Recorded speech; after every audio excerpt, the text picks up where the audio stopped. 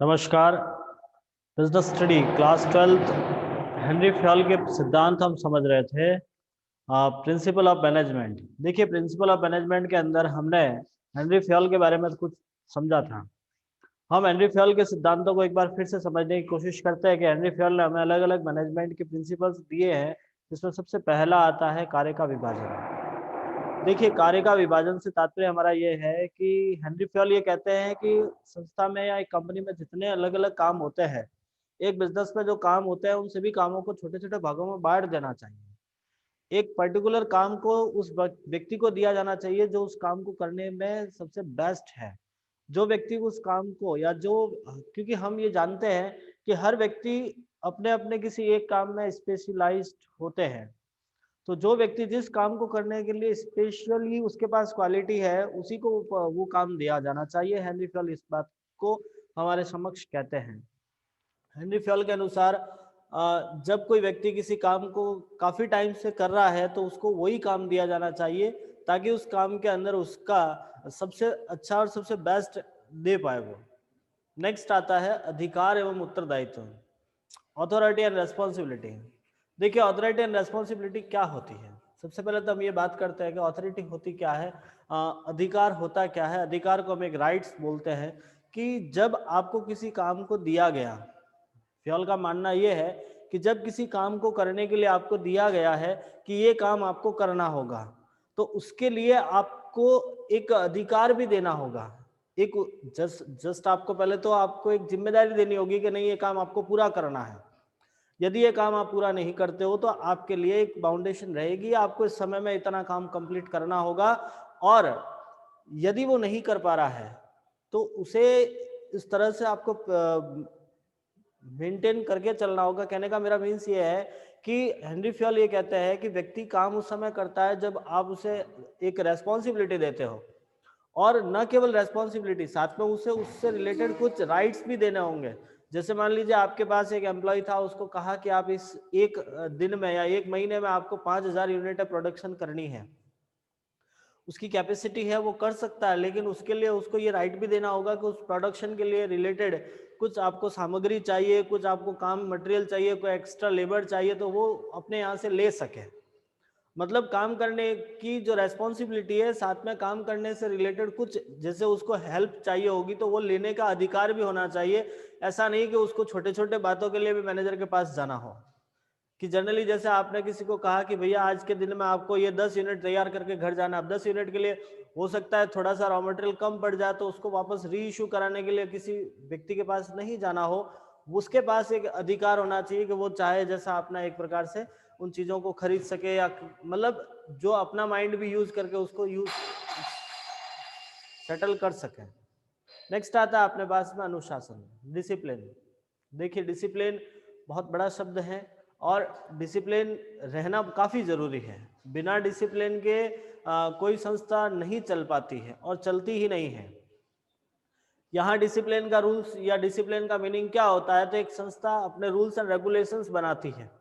एक बिजनेस अपने rules and regulations के बेस पे फॉलो होता है। जो एम्प्लॉय उसके साथ में काम कर रहा है, वो एम्प्लॉय उन संस्था के रूल्स एंड रेगुलेशंस को फॉलो करे, ये उसका डिसिप्लिन है। जो उन्होंने नियम कायदे कानून बनाए हैं, जो उन्होंने सिस्टम बनाया है, उस सिस्टम को उनको फॉलो करना होगा, ये एक अनुशासन है। साथ में इसमें ये होता है कि आपका एम्प्लॉयमेंट भी आपका डिसिप्लिन में रहना चाहिए। मींस जो आपका एम्प्लॉयर है वहां भी डिसिप्लिन होना कंपलसरी है। कैसे होता है? तो फ्योल का मानना यह था कि न केवल आपके कर्मचारी, आपके नियोक्ता भी आपका एक अनुशासन में रहना चाहिए। फॉर एग्जाम्पल, मान लीजिए एक एम्प्लॉय और एम्प्लॉयर के बीच एग्रीमेंट हुआ कि आज आप ये ज्वाइन कीजिएगा, मैं आपका काम देख के यदि आप अपने काम को अच्छे ढंग से कर पा रहे हो और जो मैंने आपको टारगेट दिया है उस टारगेट को यदि आप पूरा कर लेते हो तो मैं आपकी सैलरी में 10% इंक्रीमेंट कर लूंगा।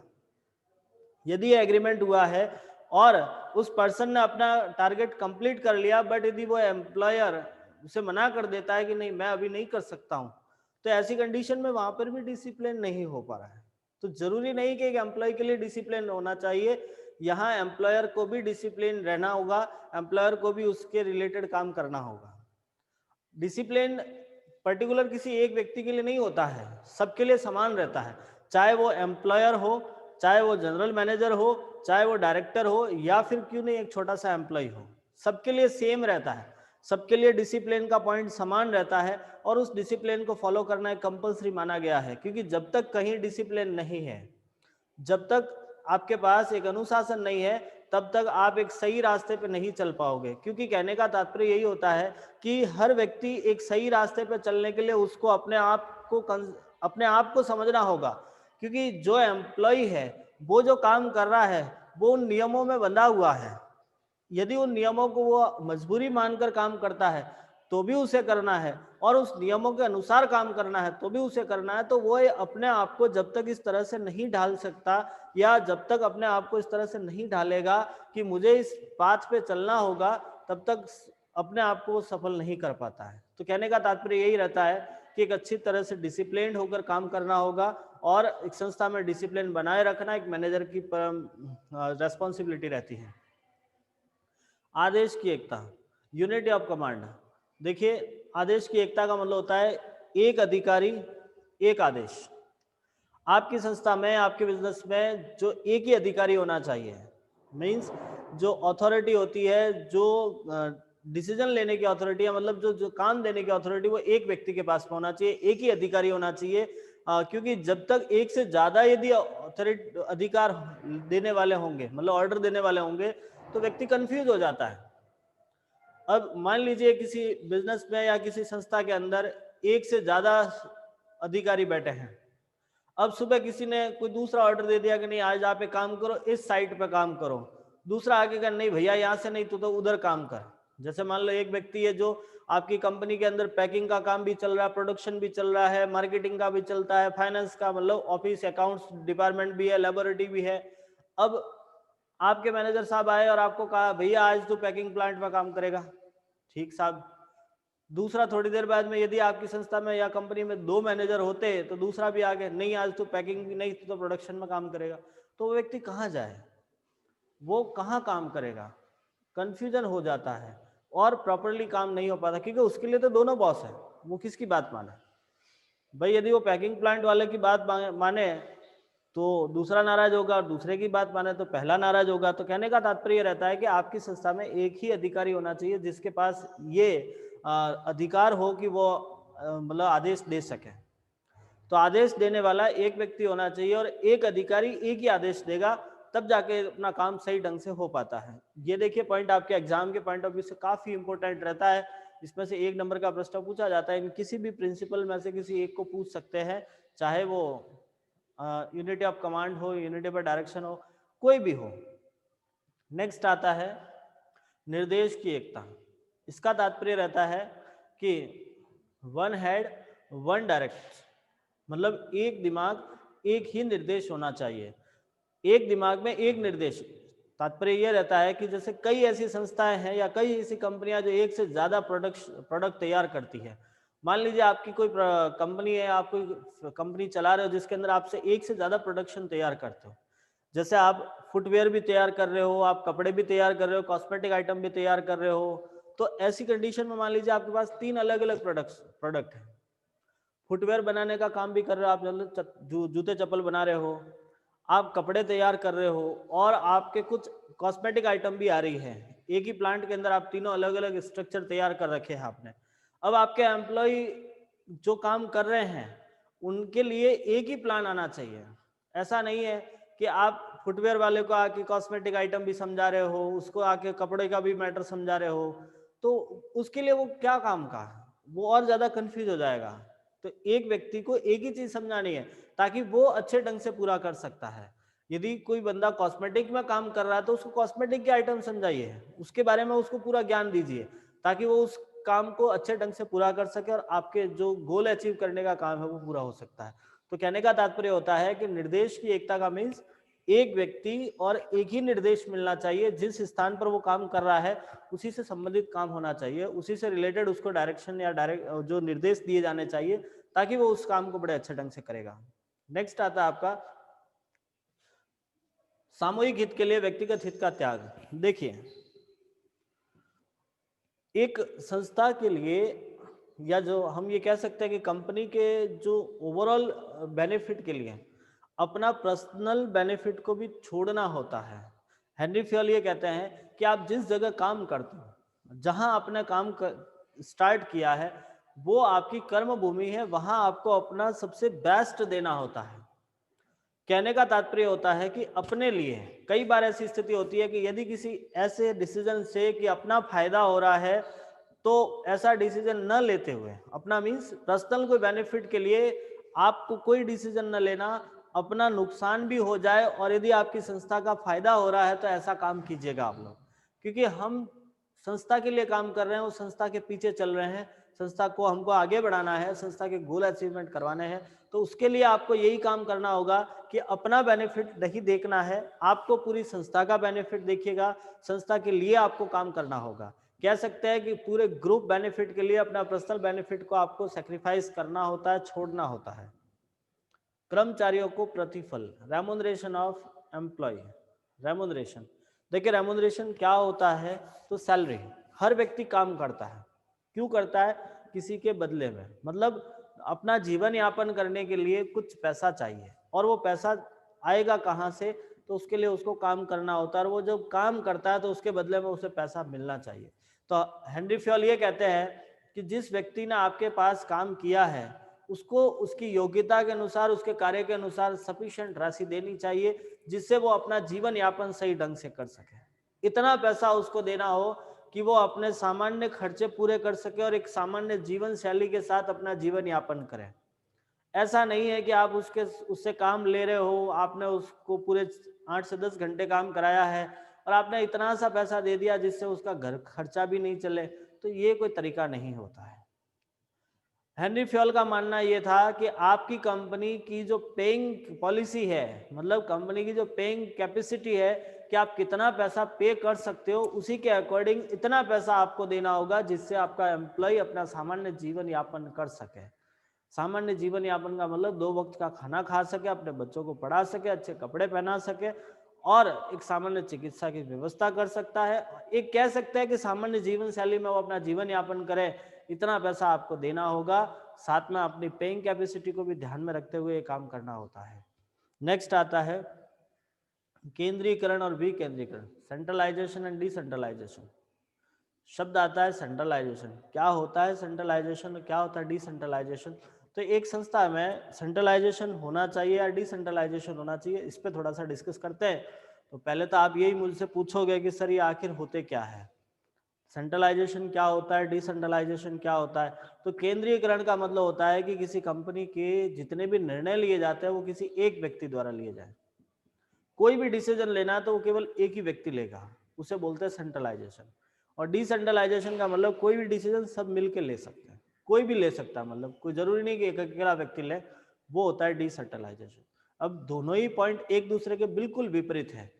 सेंट्रलाइजेशन मीन्स डिसीजन लेने का पावर एक पर्सन के पास में होता है, कोई एक व्यक्ति डिसीजन ले सकता है, और डिसेंट्रलाइजेशन मतलब कोई भी ले सकता है। तो अब ये दोनों एक साथ में कैसे संभव है, तो देखिएगा हेनरी फ्योल कहते हैं कि आपकी संस्था में दोनों होने चाहिए। फिर हमको शौक लगेगा कि भैया ऐसे कैसे हो सकता है कि एक ही टाइम में हम दोनों कैसे अप्लाई कर सकते हैं, कि यदि सारे डिसीजन कोई एक व्यक्ति ले रहा है तो फिर सारे डिसीजन सभी व्यक्ति कैसे लेंगे, तो ऐसा नहीं होता है।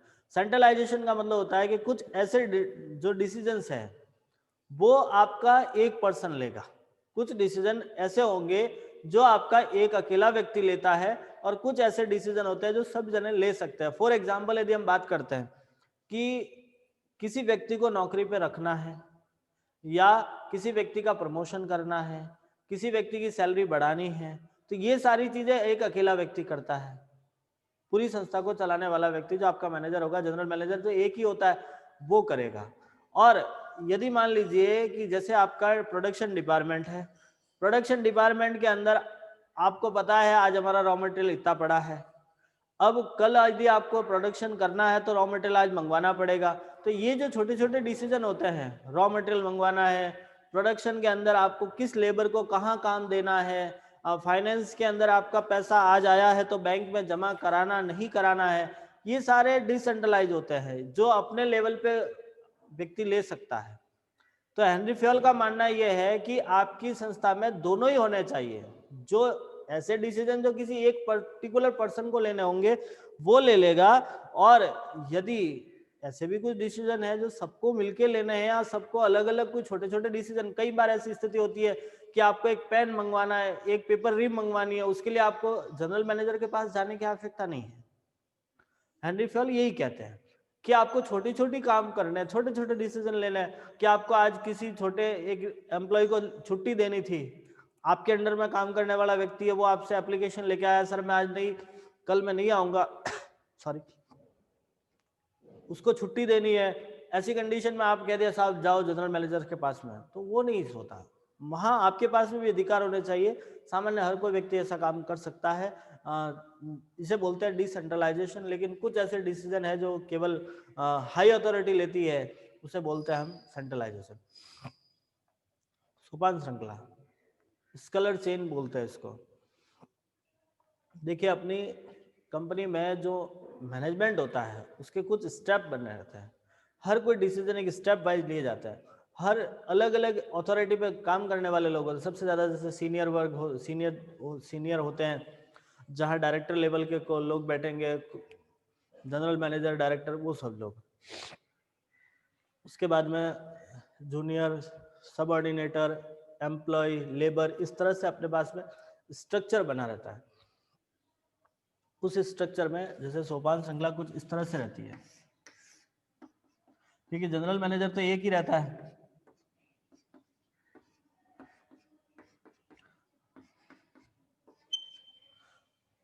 जनरल मैनेजर तो एक ही होता है, तो वो अपना डिसीजन इनको देता है, वो इसको देता है, वो इसको देता है, वो इसको देता है। तो कहने का हमारा तात्पर्य होता है कि अपने यहाँ पे एक फॉर्मल इंस्टीट्यूट रहती है, जो भी डिसीजन आता है फॉर्मली आपके आगे ट्रांसफर होता है। आपका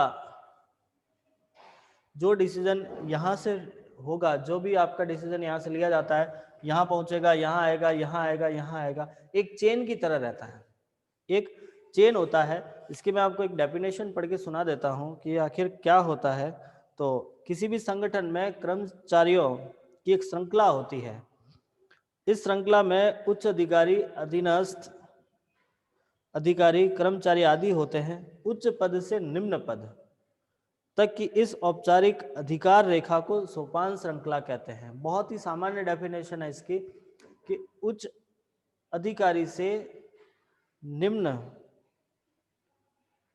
पद तक, उच्च से निम्न पद तक अधिकारी रेखा, औपचारिक अधिकार रेखा। ये यहाँ फॉर्मली जो डिसीजन लिए जाते हैं उनको एक दूसरे से के पास भेजा जाता है।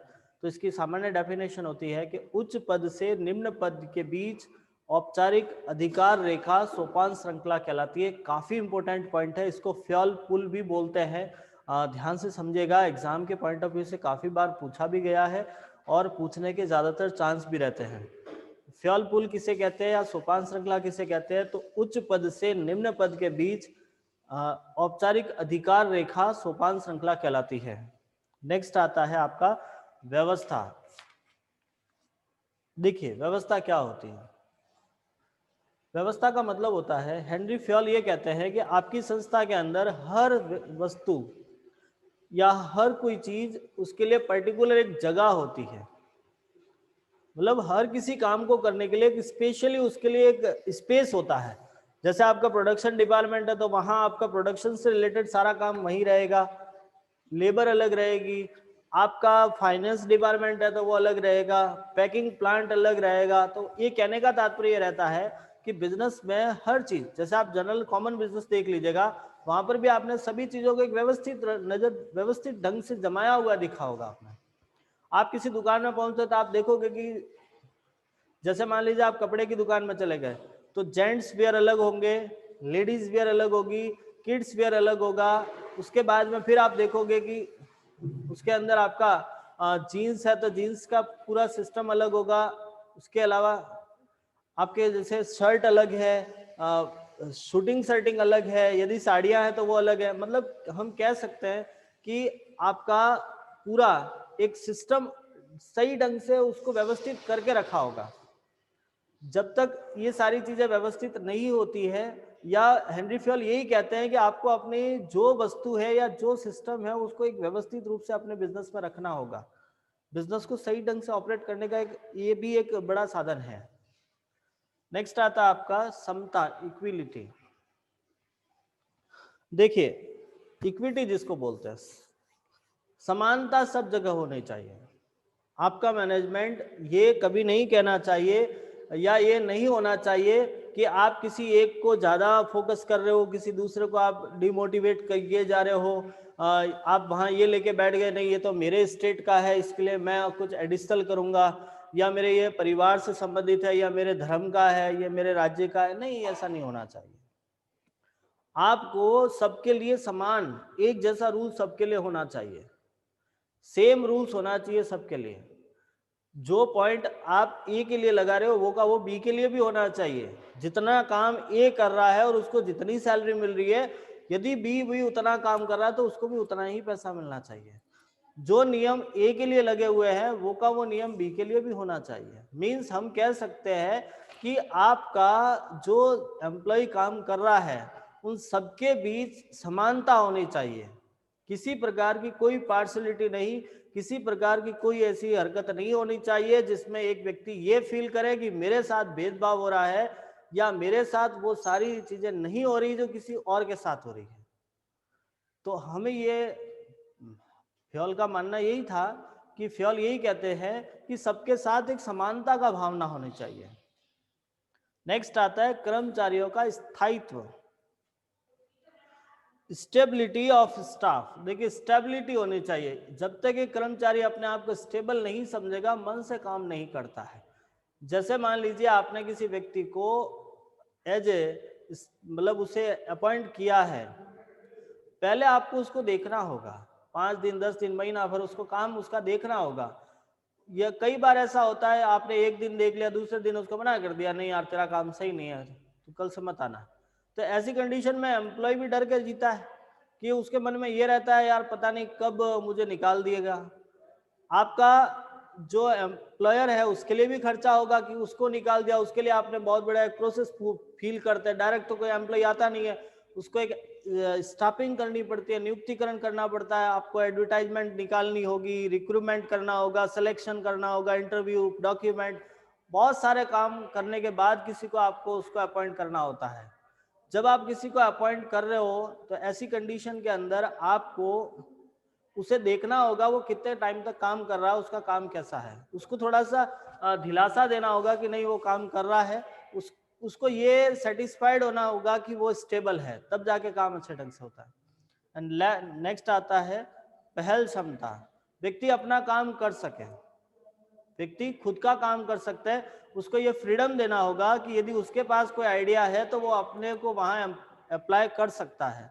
और सहयोग की भावना, देखिए आपके पास जितने कर्मचारी हैं उन सब में आपस में सहयोग होना चाहिए, एक दूसरे का काम करे, एक दूसरे को हेल्प करे, यही हेनरी फ्योल कहते हैं। तो ये थे आपके हेनरी फ्योल के सिद्धांत, काफी इंपॉर्टेंट है, आप लोग इसको बहुत अच्छे ढंग से पढ़ने की कोशिश कीजिएगा। यदि कोई डाउट रहता है, हर बार की तरह एक बार फिर कह देता हूँ कि मैं आशा रखता हूँ आप लोगों से कि ये आप लोगों ने अच्छे ढंग से पढ़ा होगा, समझा होगा। और यदि कोई समस्या रहती है तो आप जरूर कमेंट कीजिएगा, हम कोशिश करेंगे आपकी समस्या का समाधान करने के लिए। धन्यवाद।